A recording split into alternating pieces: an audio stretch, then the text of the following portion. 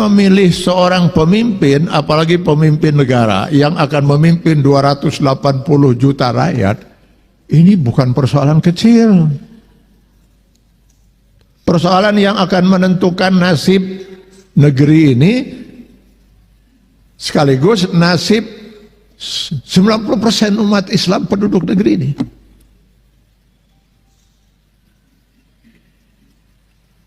Ini bukan masalah yang sederhana. Karena itu besar sekali perhatian Islam soal memilih seorang pemimpin itu. Nah, sekarang pertanyaannya, dari 3 calon itu,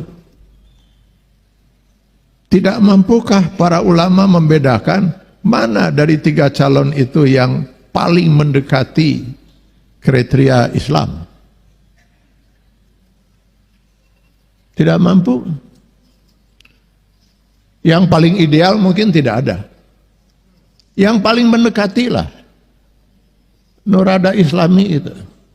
Enggak mampu para ulama memisahkan itu. Petunjuk di dalam Al-Quran itu sudah jelas. Mari kita baca Quran surat An-Nisa ayat 59. Coba lihat di dalam ayat itu. Allah menyeru kepada orang yang beriman, ati Allah, taatlah kalian kepada Allah. Ini kalimat sempurna tidak? Sempurna, Pak. Jelas kan pengertiannya? Taatlah kalian kepada Allah. Jadi kalau saya penggal ayat ini, saya keluarkan kalimat ini dari ayat tersebut, taatlah kalian kepada Allah. Jelas nggak? Jelas. Wa ati'ur rasul, taatlah kalian kepada Rasul. Kalimat sempurna? Sempurna. Jadi kalau saya keluarkan itu dari ayat, taatlah kalian kepada Rasul. Jelas maksudnya? Jelas.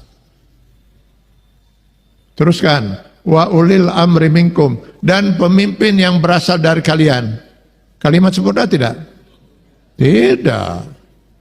Sekarang saya penggal itu, saya keluarkan dari ayat.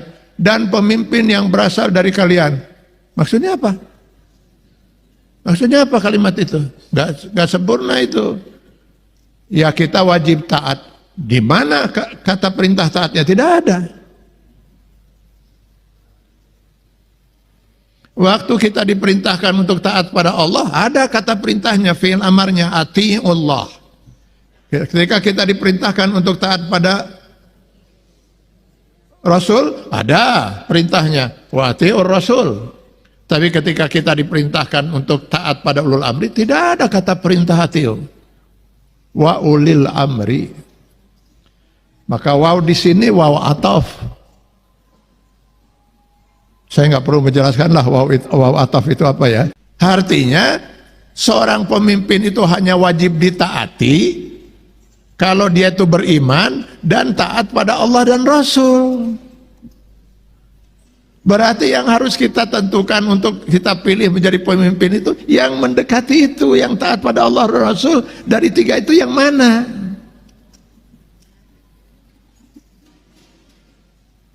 Kalau seandainya 3-3-nya beriman, nah berarti dari 3-3-nya katanya beriman, 3-3-nya misalnya ini, maka yang harus kita pilih adalah yang paling taat pada Allah dan Rasul. Makanya tuh bisa ngebedakan. Jadi kan aneh kalau menjelang pilpres itu tiba-tiba para tokoh-tokoh ulama dari ormas-ormas Islam yang besar-besar itu kemudian menyatakan kami bersikap netral.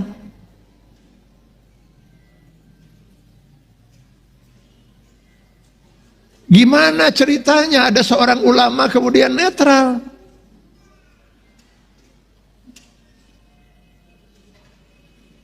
Umat kan perlu bimbingan, Pak. Netral itu apa? Netral itu kalau di mobil itu, Pak, maju mundur tidak, belok kanan tidak, belok kiri tidak, nagen gitu. Bukankah tugas ulama itu adalah sebagai warasatul anbiya, pewaris para nabi? Tugas nabi itu apa? Menyampaikan mana yang hak, mana yang batil, mana yang benar, mana yang salah, mana yang halal, mana yang haram, mana yang hak, mana yang batil. Itulah tugas para ulama. Nah kalau sekarang misalnya umat dihadapkan, ada yang halal, ada yang haram, masa ulamanya netral?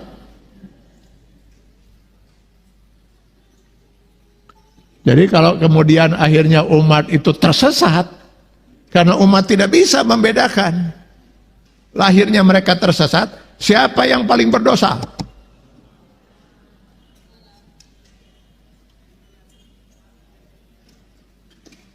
Apakah ini tidak termasuk setan-setan bisu?